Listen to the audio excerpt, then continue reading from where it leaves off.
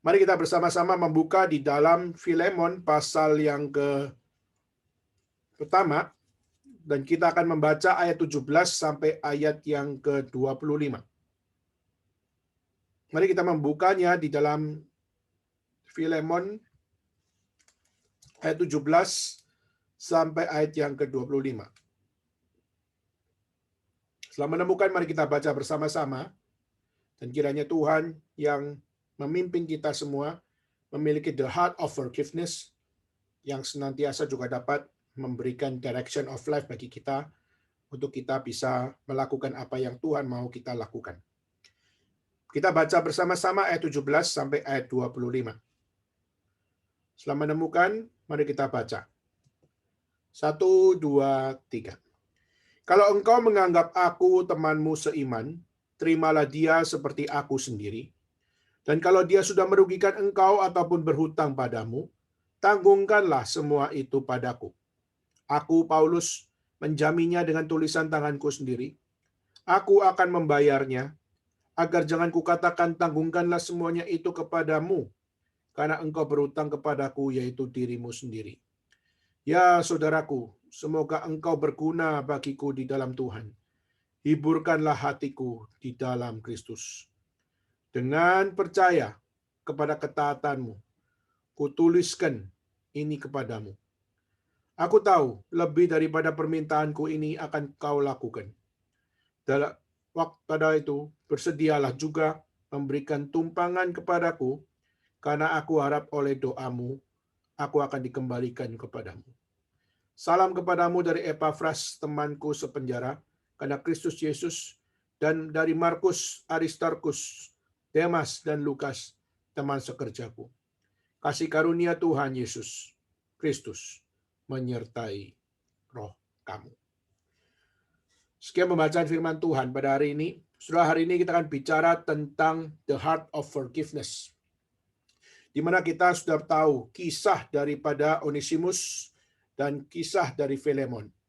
Filemon adalah seorang majikan, lalu Onesimus adalah seorang budak.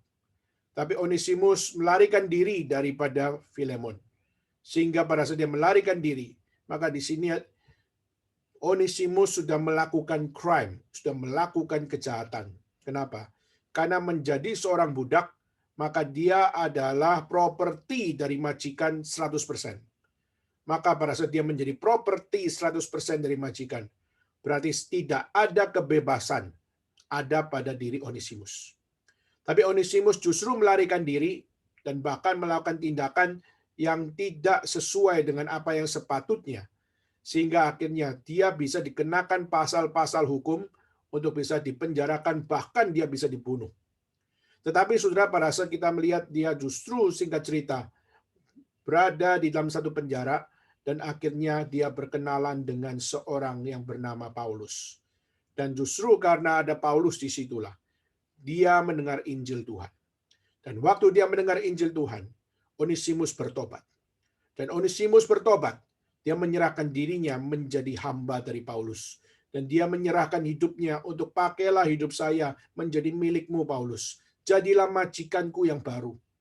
Tetapi kita tahu Paulus tidak mengambil akan satu kesempatan itu.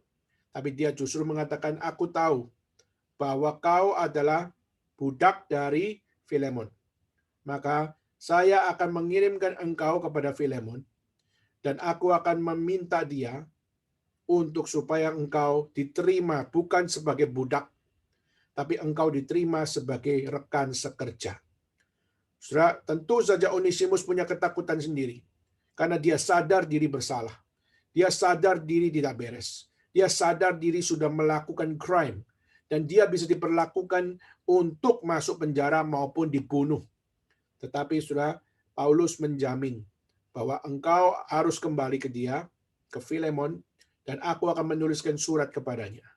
Dan pada saat itu, surat itu menyatakan bahwa terimalah Onesimus untuk menjadi rekan kerja.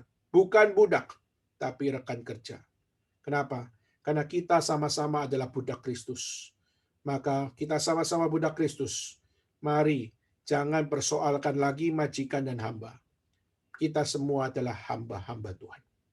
Saudara, pada saat Onesimus akhirnya mengunjungi Filemon, dan akhirnya disitulah kita melihat bagaimana Paulus menyatakan supaya anak ini yang bernama Onesimus ini diterima sebagai teman seiman, diterima seperti saudara sendiri, diterima seperti akan keluarga sendiri.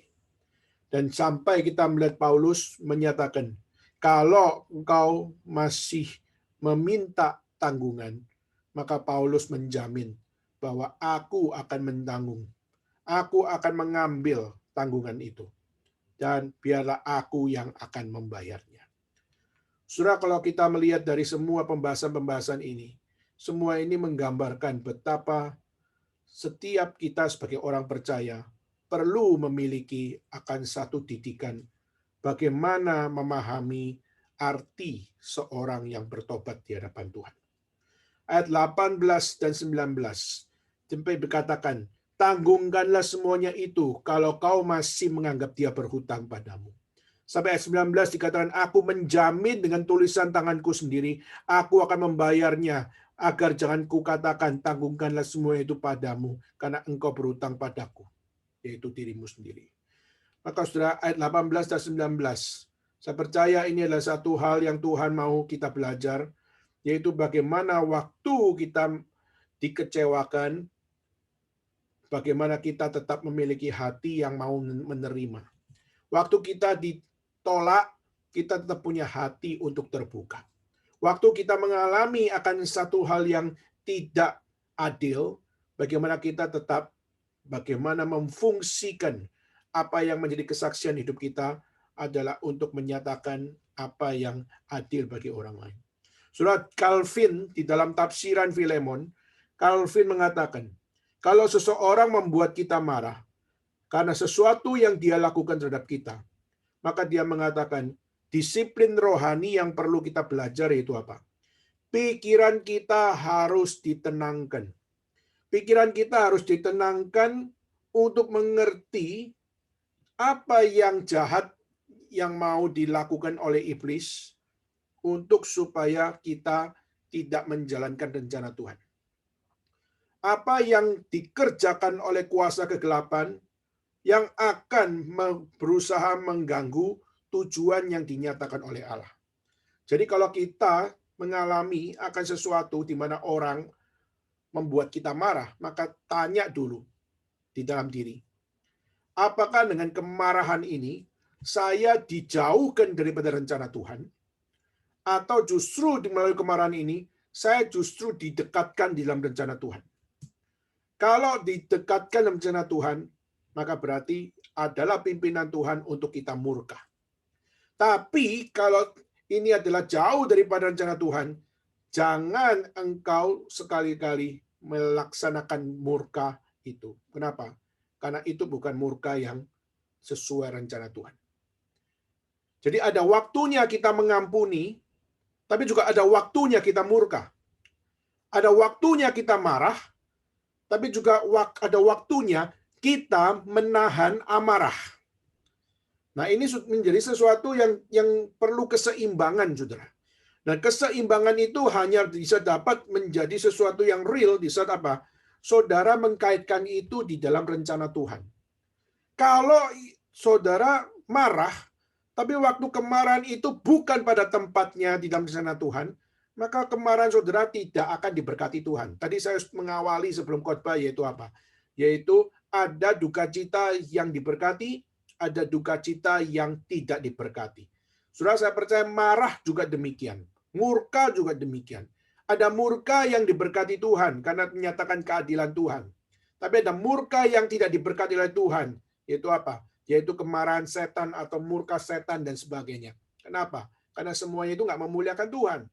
Nah, saudara, maka dalam hal ini kita belajar waktu mengalami segala sesuatu, kita perlu mengkaitkan itu dengan rencana Tuhan.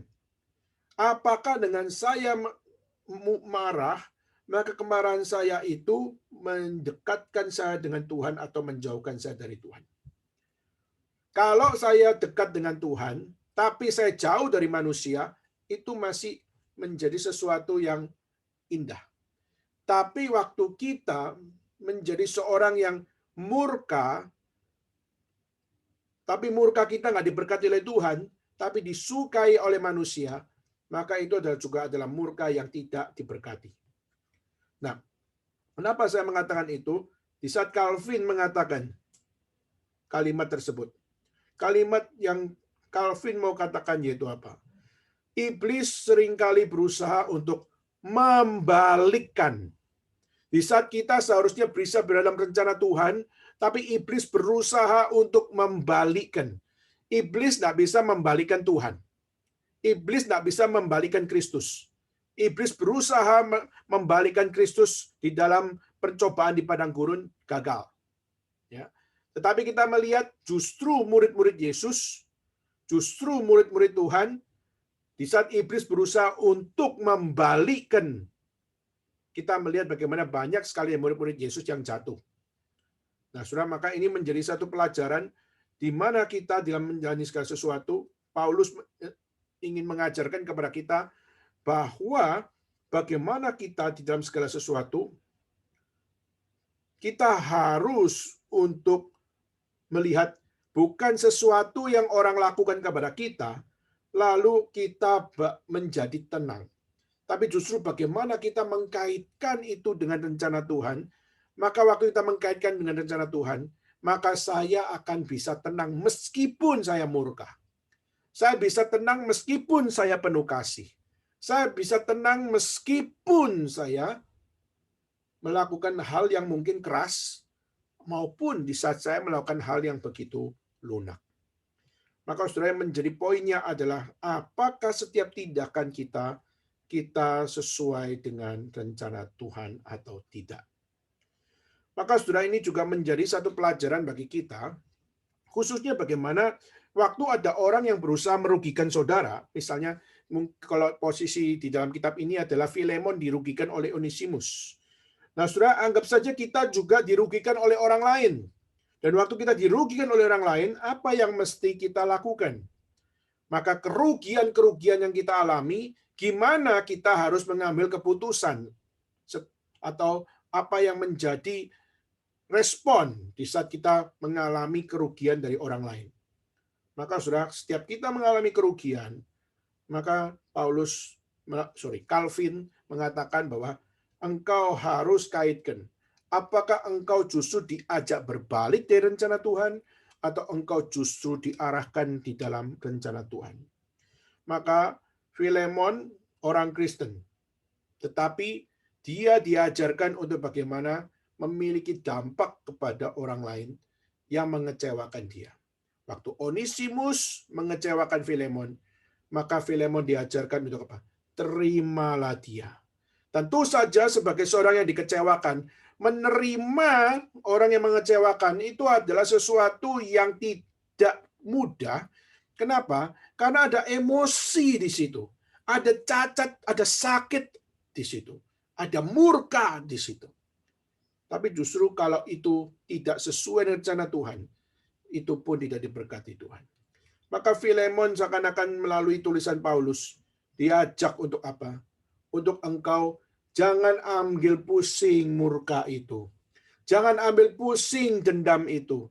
Jangan ambil pusing setiap apa yang menjadi kekerasan hatimu. Jangan ambil pusing. Tapi ambillah pusing tentang apa? Untuk bagaimana engkau menyatakan rencana Tuhan, menerima ini dengan kasih, menerima. Dengan jiwa mengampuni, menerima. Dan sebagainya. Saudara, Paulus minta Filemon ampuni Onesimus. Dan dia tulis dengan tangannya sendiri. Kalau perlu, aku akan menanggung semua yang kau anggap kerugian. Saudara, maka ini adalah bagian yang pertama di mana Paulus mengajarkan kepada Filemon untuk bagaimana setiap sakit hatimu tidak selalu harus murka menjadi responmu. Setiap kali kamu disakiti, jangan kamu tergampang murka untuk melampiaskan semua kemarahanmu. Tapi coba lihat, dia adalah anak Tuhan. Coba lihat, Dia adalah orang yang sudah diberkati Tuhan.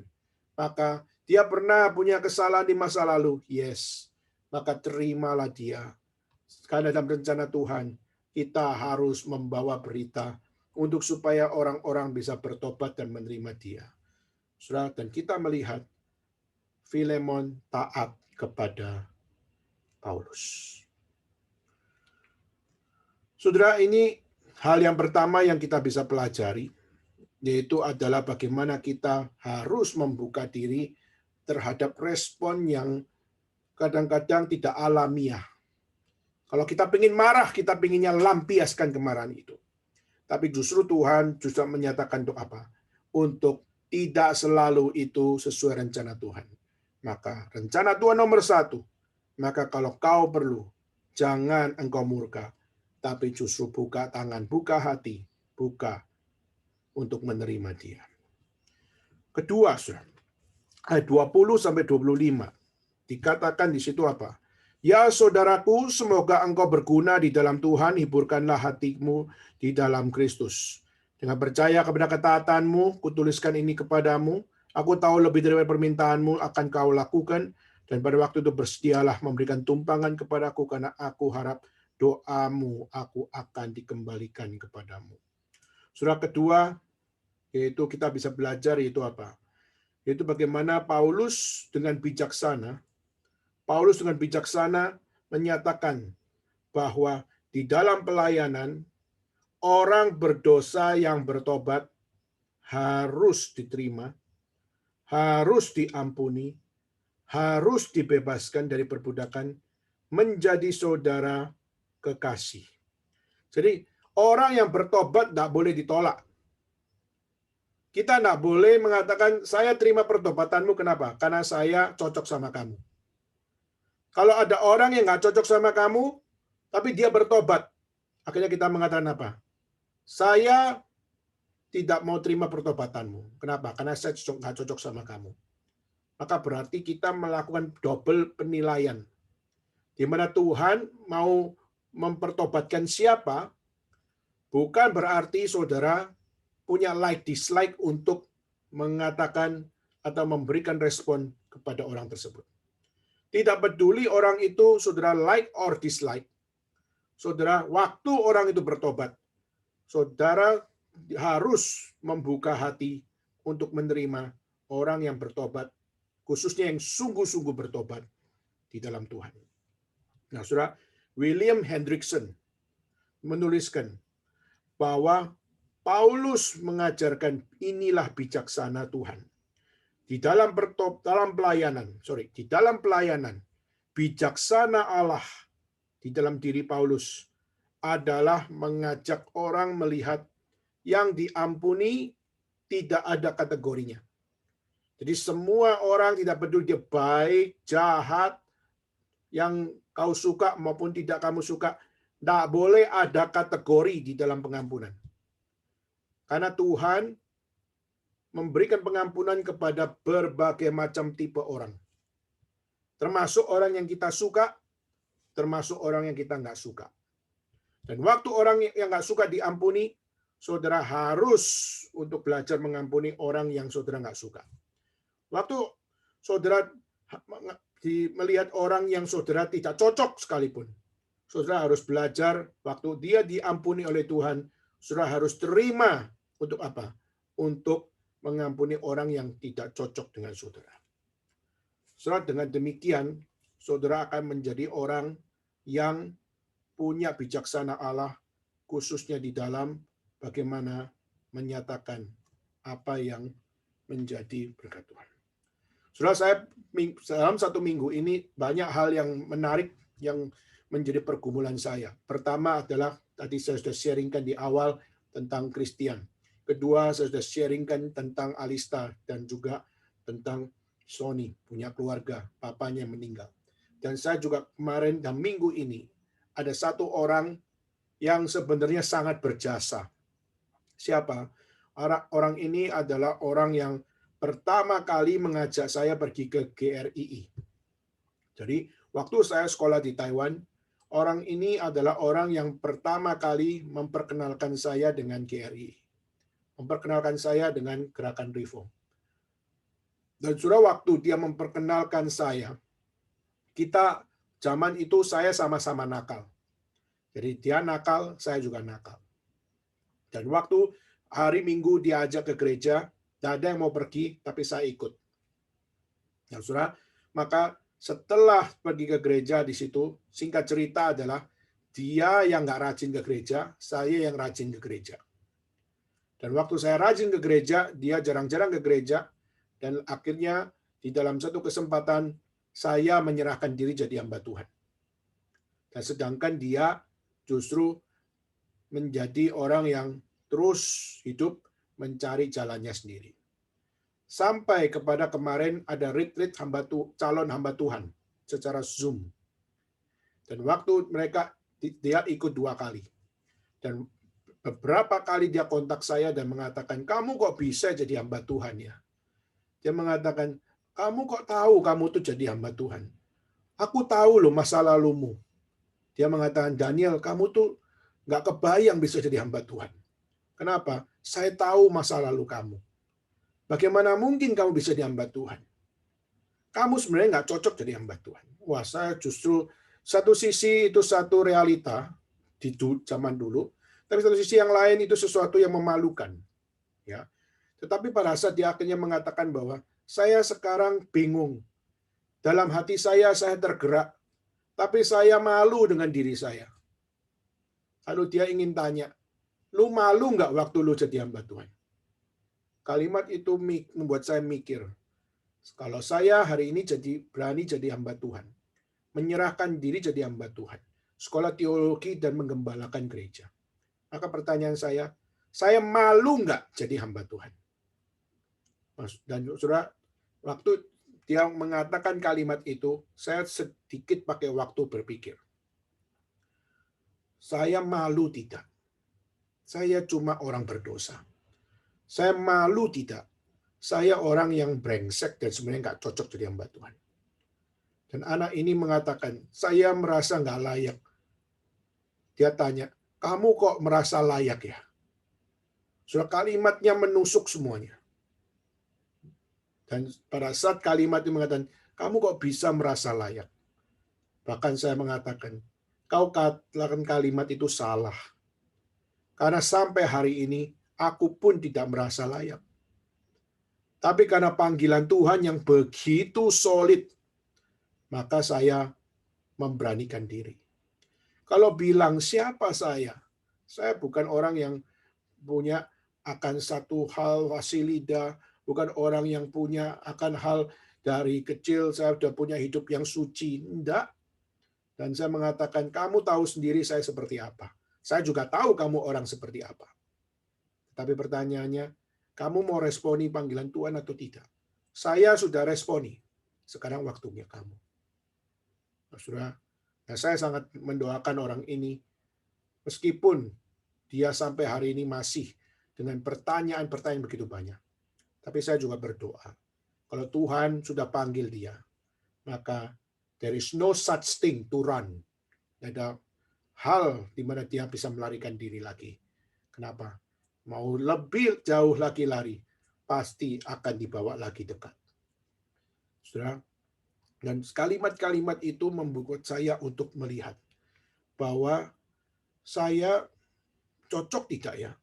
Lalu saya mikir lagi, saya kok seakan-akan berani sekali ya meresponi panggilan Tuhan dan sebagainya. Saudara, saya percaya ini yang Tuhan ajarkan, khususnya apa? Kepada kita semua. Kitab suci mengatakan bahwa siapa yang dipakai Tuhan? Yunus pemarah, tapi dipakai Tuhan. Daud sangat melankolis dan terlalu romantis, tetapi juga dipakai Tuhan. Kita melihat Paulus sangat logis, sangat kolerik, tapi juga dipakai Tuhan. Dan kita melihat banyak sekali orang-orang yang dipakai Tuhan dengan macam-macam yang berbeda-beda, kelebihan yang berbeda-beda, tapi juga kekurangan yang berbeda-beda. Dan Paulus mengatakan, Filemon, terimalah Onesimus dengan no kategori. Jangan engkau pakai kategori ini, kategori itu untuk mengatakan saya mau ampuni, saya tidak mau ampuni. Tidak. Waktu kau berani mengampuni, jangan ada kategori membedakan mana yang mau diampuni, mana yang nggak diampuni. Kecuali dia memang tidak ada rencana Tuhan untuk diampuni. Kecuali Tuhan memang tidak memberikan tempat bagi dia untuk diampuni. Itu soal lain. Tetapi orang yang diampuni Tuhan, itu semua tidak ada namanya special kategori.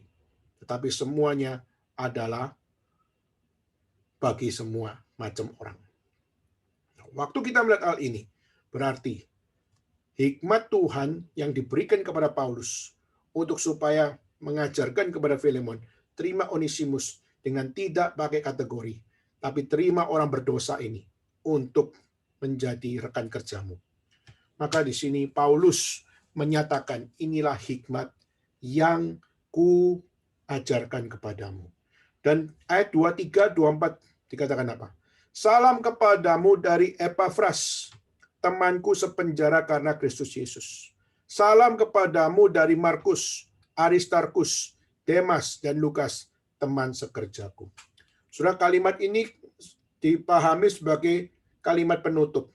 Tetapi saudara, ini bukan sekedar kalimat penutup. Tapi di sini Paulus mau menunjukkan. Coba lihat siapakah Epafras. Coba lihat siapakah Aristarkus. Coba lihat siapa yang namanya Markus. Siapa yang namanya Aristarkus dan Lukas. Maka dia mengatakan bahwa apa? Salam kepadamu dari Epafras, temanku sepenjara karena Kristus Yesus. Saudara, karena hikmat Allah kepada Paulus, Epafras, Aristarkus rela menyertai Paulus dalam penjara, rela menemani akan Paulus dalam penjara. Bukan dia justru bermain-main atau dia menikmati kebebasan, tapi dia justru rela menderita bersama-sama dengan Paulus. Dan Markus pernah menjadi troublemaker. Markus pernah jadi masalah.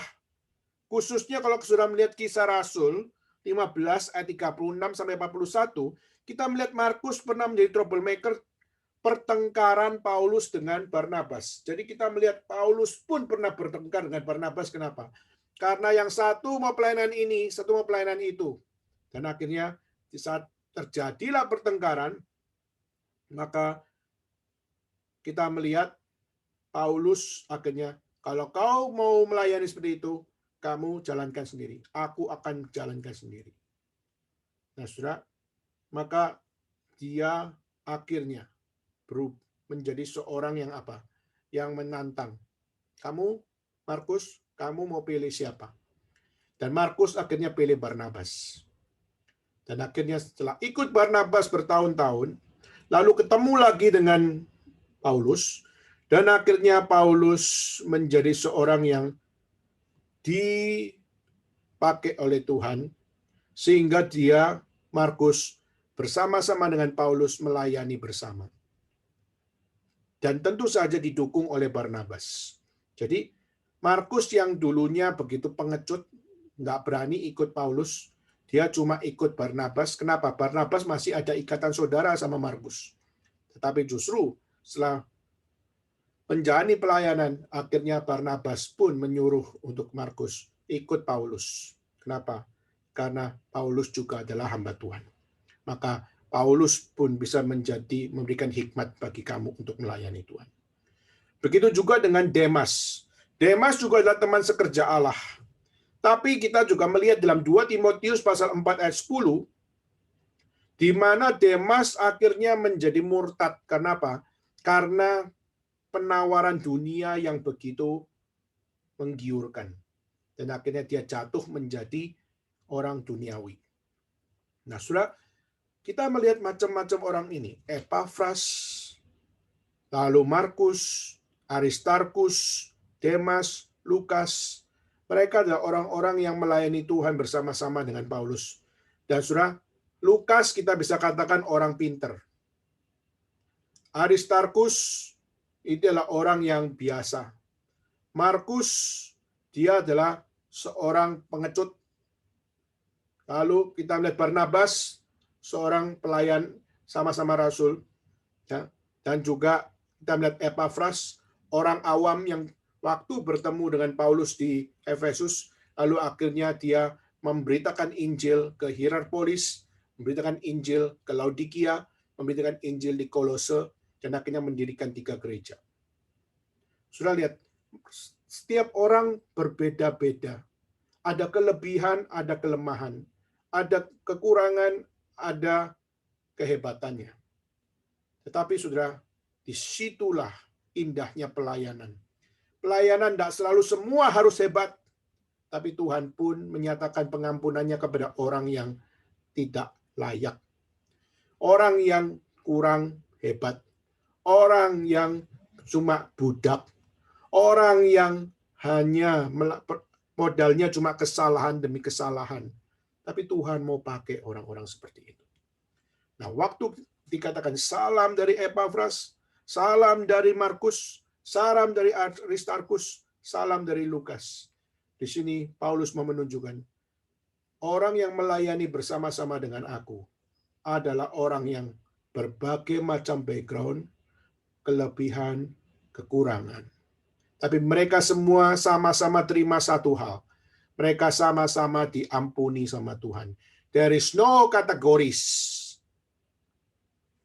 Tidak ada kategori yang tidak diampuni. Semua kategori diampuni sama Tuhan. Maka bisa melayani Tuhan, bisa diampuni oleh Tuhan, bisa diizinkan melayani bersama, bisa dipakai untuk bekerja bagi kemuliaan Tuhan, maka itulah yang menjadi satu hal yang harus menjadi sukacita kita semua. Karena apa? Karena kita semua menerima pengampunan yang sama, tidak peduli kategorinya apa. Sudah memiliki hati yang mengampuni. Inilah yang perlu menjadi satu dalil yang kita harus bangun bersama. Sudah kadang-kadang ada orang-orang yang sangat menyakitkan kita, tetapi sudah di saat Tuhan menaruh kasih dan pengampunan bagi kita untuk mengampuni mereka, maka jangan pilih-pilih di saat pengampunan itu diberikan bagi kita.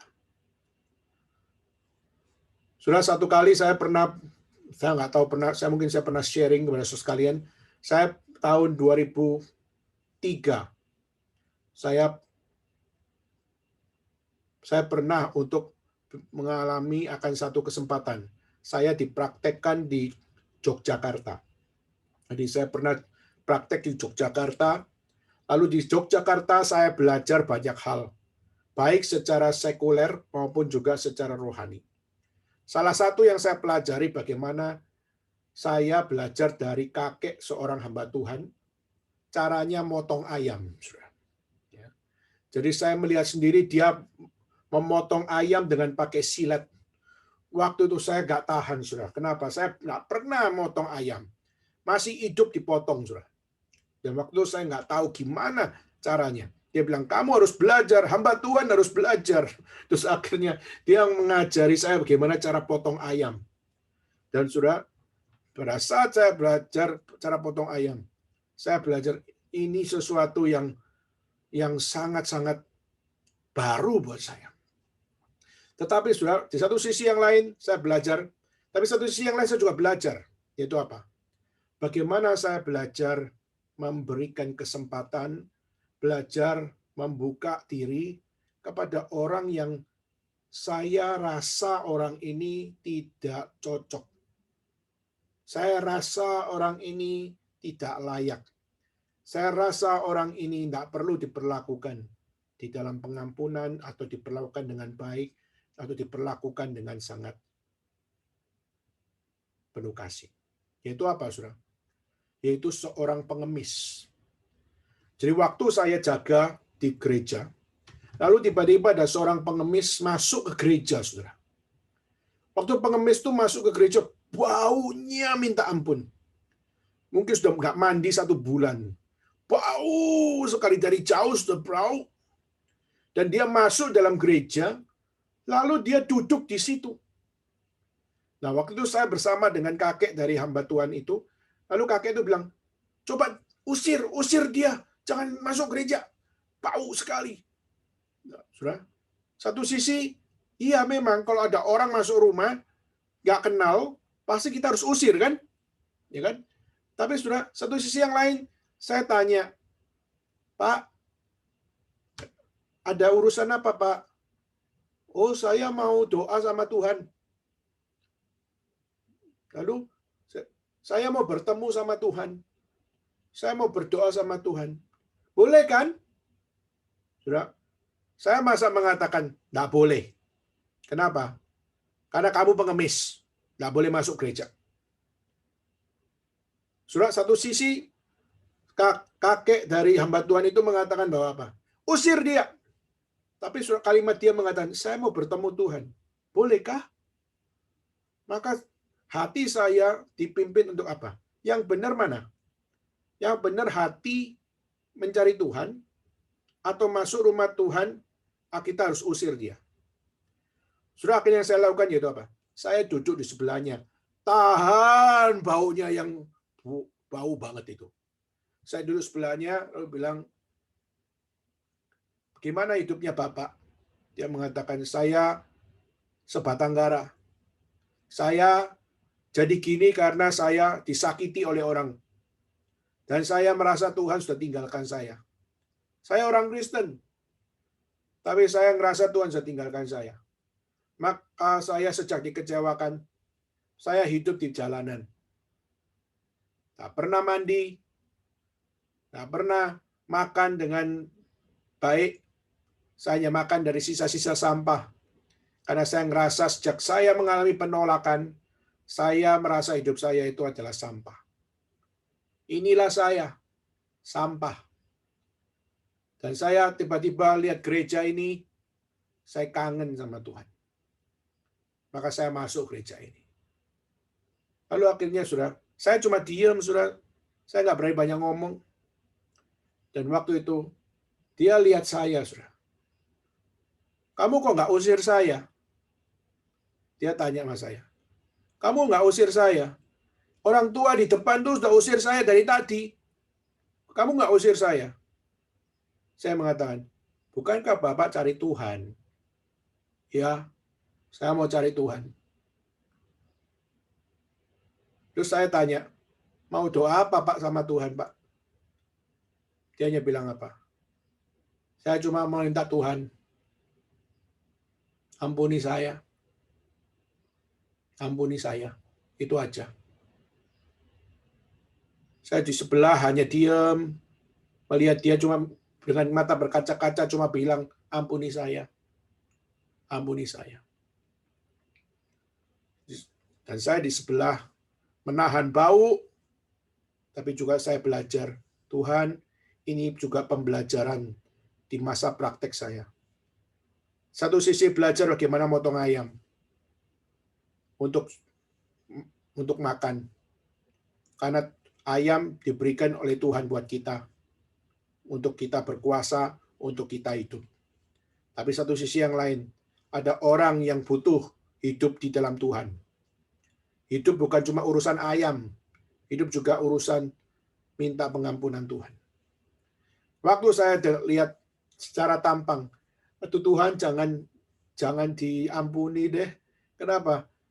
Orangnya bau, rambutnya sudah kayak sampah, sudah kayak kemoceng yang sudah lama, dan warnanya sudah hitam kecoklat-coklatan, sudah kayak kotoran manusia. Betul-betul tidak cocok diampuni Tuhan. Tidak cocok masuk gereja. Tidak cocok. Dan akhirnya waktu itu saya mengatakan, Pak, mau minta pengampunan, Tuhan pasti ampuni. Bapak mau minta pengampunan, doa sama Tuhan, Tuhan pasti ampuni. Iya, Tuhan, saya mau doa sama dia. Boleh minta waktu ya? Saya doa pribadi. Saudara, akhirnya saya tinggalkan dia. Tenang memang, baunya hilang. Karena saya meninggalkan dia, sudah tidak lagi ada bau itu. Setelah itu tiba-tiba setelah doa, dia keluar. Lalu dia peluk saya, saudara. Waktu saya dipeluk, kakek yang di belakang tuh langsung, Daniel, aduh kamu dipeluk. Itu udah kotor sekali, bau sekali, kamu dipeluk sama dia, aduh. Terus herannya saya akhirnya juga peluk dia, saudara. Waktu saya peluk dia, saya juga tahan baunya, tapi saya mau belajar. Saya kurang sincere heart. Saya masih ngerasa gap. Tapi saya belajar untuk berespon, untuk memberikan respon. Kalau kamu minta pengampunan Tuhan, masakan aku hamba Tuhan tidak belajar dari Tuhanku untuk mengampuni kamu? Karena saya belajar peluk dia. Dan waktu dia peluk dia mengatakan, sudah berbulan-bulan tidak ada yang mau peluk saya. Tidak ada yang mau deketin saya. Tidak ada yang mau untuk ngomong-ngomong sama saya. Cuma di rumah ini, ada orang yang mau ngomong sama saya. Kamu pendeta ya? Oh, saya mahasiswa praktek. Langsung dia mengatakan satu kalimat. Kamu pasti hamba Tuhan. Kalimat itu akhirnya membuat saya mengingat. Waktu di mahasiswa praktek. Saya memang masih mahasiswa praktek. Tapi saya menjalankan fungsi yang Tuhan panggil dalam hidup saya. Yaitu saya adalah hamba Tuhan. Dan akhirnya saya kasih dia uang, saudara. Tidak banyak. Saya waktu itu lihat di dompet cuma ada 5.000, maka saya kasih 5.000. Lalu dia akhirnya menerima, dia pergi. Lalu dia bilang, boleh nggak belikan saya teh manis? Saya di warung belikan teh manis. Setelah itu dia pergi. Dan dia dengan senang sukacita di dalam kegilaannya. Dia dengan senangnya dia dapat teh manis. Dan akhirnya dia senangnya bisa ngomong-ngomong. Dan akhirnya dia pergi. Waktu itu saya dibodoh-bodohi sama kakek itu. Goblok kamu. Ada pengemis, kenapa harus dipeluk? Kenapa mesti diajak ngomong? Kenapa mesti disuruh tidak diusir masuk? Kamu itu kotor-kotorin gereja saja. Tapi saudara, saya dimarah-marahin. Tapi saya ingat sampai hari ini. I did the right thing. Aku melakukan apa yang benar. Karena Tuhan mendengar doa siapa saja yang berkenan kepadanya. Tuhan mau mengampuni orang yang mau sungguh-sungguh bertobat dan kembali kepada Dia. Tidak peduli kategorinya apa. Dan dia pada saat mau berdoa pada Tuhan, Tuhan bisa merubah siapa saja. Termasuk menjadi dia. Dan saya percaya, kenapa hari itu ada? Karena peristiwa itu tidak pernah saya lupa dalam hidup saya. Yaitu di saat dia mengatakan, kamu hamba Tuhan ya. Maka itu menjadi satu momen di mana saya belajar yaitu apa? Itu yang harus saya kerjakan sebagai mahasiswa praktek. Itu yang harus saya kerjakan. Meskipun saya nggak sempurna, saya pasti bisa melakukan kesalahan. Saya pasti bisa melakukan hal yang negatif. Saya juga bisa melakukan hal yang positif. Saya bisa melakukan hal yang orang suka. Saya juga bisa melakukan hal yang orang tidak suka. Tetapi sudah kalimat, kau hamba Tuhan ya. Saudara, itu memberikan pelajaran kepada saya. Kalau kau berdoa kepada Tuhan, aku harus belajar bagaimana Tuhan memperlakukan kamu. Disitulah aku sebagai hamba Tuhan belajar memperlakukan kamu seperti Dia memperlakukan kamu. Kalau Tuhan mau mengampuni orang yang tidak punya kategori, saudara belajar untuk mengampuni. Kadang-kadang di dunia pelayanan kita akan bertemu orang-orang yang seperti ini. Kadang kita akan bertemu orang-orang yang sangat kita dislike terhadap dia. Tapi justru di dalam keadaan-keadaan seperti itu, Tuhan kadang-kadang mau mengajarkan kepada kita, pengampunannya melampaui dislike-mu. Pengampunannya melebihi kategori-kategori yang engkau suka tidak suka. Dan pengampunannya melampaui keterbatasan-keterbatasanmu di dalam melakukan pekerjaan Tuhan. Maka Filemon diajar oleh Paulus, bijaksanalah untuk menerima dia. Siapa dia? Onesimus. Sehingga akhirnya Onesimus, seorang budak itu, di dalam sejarah kita melihat Onesimus dipakai Tuhan menjadi seorang bishop. Maka coba lihat, seorang budak kok bisa jadi bishop? Kenapa seorang budak, seorang kriminal kok bisa jadi bishop? Kalau bukan karena Tuhan yang menyatakan pengampunan, kalau bukan Tuhan yang merubah hidup orang yang diampuni, maka orang itu tidak mungkin punya pengharapan. Tapi justru pengampunan yang Tuhan berikan, mengubah orang yang tidak punya kategori itu. Akhirnya Tuhan jadikan dia hamba Tuhan. Jadikan dia seorang bishop. Dan jadikan dia seorang yang dipakai Tuhan. Maka Onesimus dipakai Tuhan, Filemon dipakai Tuhan. Meskipun beda sikon, tapi semua dipakai Tuhan. Karena mereka semua diampuni dan dipanggil oleh Tuhan. Saudara, hari ini saya akan tutup dengan satu hal. Kita semua berbagai macam background. Ada yang sekolah teologi, ada yang bekerja di dunia sekuler, ada yang kerja di dunia pendidikan, ada yang kerja di bisnis, ada yang bekerja di dalam setiap bidang-bidang yang lain. Tetapi saudara, hal yang perlu kita lihat yaitu apa? Bijaksana Tuhan haruslah menjadi bijaksana yang sama di dalam diri kita masing-masing. Waktu kita bisa mengasihi seseorang, waktu kita bisa mengampuni seseorang, waktu kita bisa memberikan kesempatan orang melayani Tuhan, kita satu sisi kita harus disiplin, tapi satu sisi yang lain kita juga harus belajar membuka diri untuk mereka bisa melihat apa yang Tuhan mau kerjakan dalam hidupnya.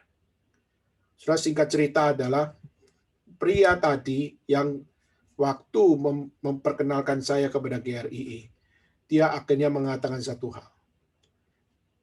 Melihat hidupmu, Daniel, yang diubah dari anak nakal, tapi sekarang jadi hamba Tuhan. Sekarang saya menjadi belajar. Saya pun yang sampai hari ini ngerasa tidak layak. Saya juga merasa bahwa Tuhan mau buka diri untuk saya dipakai Tuhan. Doakan saya supaya saya bisa sungguh-sungguh berani mengambil keputusan di hadapan Tuhan. Saudara, kalimat itu membuat saya belajar, yaitu siapapun bisa Tuhan rubah di dalam waktunya Tuhan. Nah, pertanyaannya, kalau orang ini sudah diubah, bagaimana dengan kita semua? Bagaimana dengan saudara dan saya? Apakah kita semua sungguh-sungguh sudah diubahkan oleh Tuhan? Apakah kita sungguh-sungguh sudah membuka diri untuk diampuni dan dibukakan oleh Tuhan? Apa yang menjadi rencana Tuhan dalam hidup?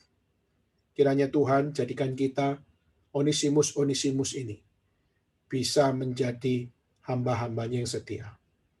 Kiranya kita dipakai seperti Filemon, bisa dengan lapang dada untuk menerima rekan kerja, like or dislike, kita terima di dalam kasih dan pengampunannya.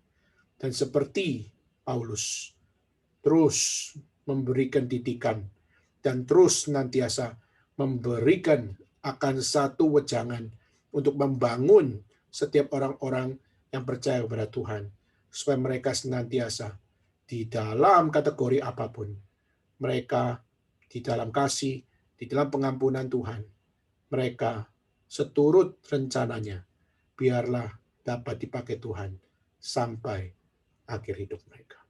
Onesimus seorang budak, akhirnya dia bisa menjadi seorang bishop.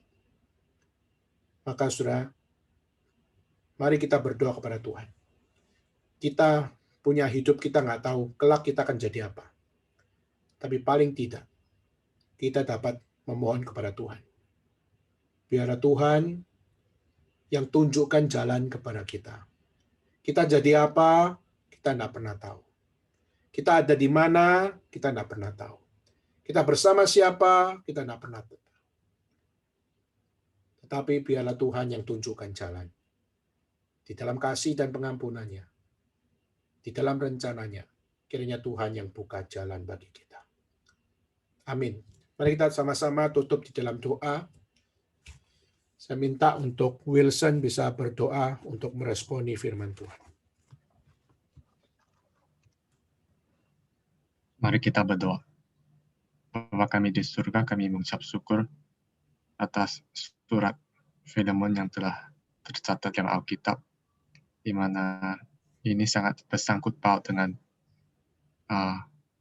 hal-hal yang telah terjadi dalam kehidupan kami seharian. Biarlah kami belajar untuk menerima saudara-saudara dalam Kristus sebagaimana Engkau telah menerima kami. Bukan karena hal-hal yang telah kami lakukan, karena hal-hal yang kami lakukan, bahkan yang hal-hal yang baik itu pun adalah hal yang kotor di hadapan-Mu yang Tuhan. Tetapi Engkau telah menerima kami karena atas anugerah Engkau dan juga dalam kedaulatan Engkau. Engkau yang memilih untuk menerima kami, dan Engkau telah bukan cuma menerima kami, tetapi Engkau telah membayar harga yang sangat mahal. Dan bukan saja Engkau menerima kami, tetapi Engkau juga menerima saudara kami yang lain. Biarlah kami belajar, karena sesungguhnya kami tidak layak untuk tidak menerima mereka, tetapi kami hanya harus dan juga harus menerima mereka, karena mereka pun sudah diterima oleh Engkau, dan kami juga sudah diterima oleh Engkau. Biarlah kami belajar untuk menghitung anugerah yang telah kami terima dari Engkau, dan biarlah kami juga belajar untuk melihat bahwa rekan-rekan kerja kami yang di sekeliling kami mungkin pada awalnya ada kelemahan, dan mungkin juga ada kelemahan yang berbagai jenis. Tetapi rekan-rekan kerja yang di sekitar kami, yang telah dipilih dalam kekekalan, akan dibentuk dan akan terus setia, akan balik dan melayani Engkau dengan setia. Tetapi juga ada terjadi orang-orang yang kelihatannya sehati dengan kami, tetapi akhirnya meninggalkan pelayanan. Biarlah kami tidak mengejas orang, tetapi biarlah kami belajar untuk melihat segala sesuatu dalam kedaulatan-Mu. Karena Paulus sendiri pun pada awalnya tidak punya prasangka atas Dimas, tetapi akhirnya Paulus juga belajar untuk mengira segala sesuatu dalam kedaulatan-Mu. Biarlah kami juga belajar dalam kisah ini. Bila kami belajar juga melihat pekerjaan Tuhan adalah tidak ada batasnya, yang merangkum banyak orang yang dari berbagai jenis background, termasuk kami yang tidak layak ini. Biarlah kami belajar untuk saling mendukung dan melayani Engkau bersama. Di dalam nama Tuhan Yesus Kristus kami berdoa dan mengucap syukur. Amin.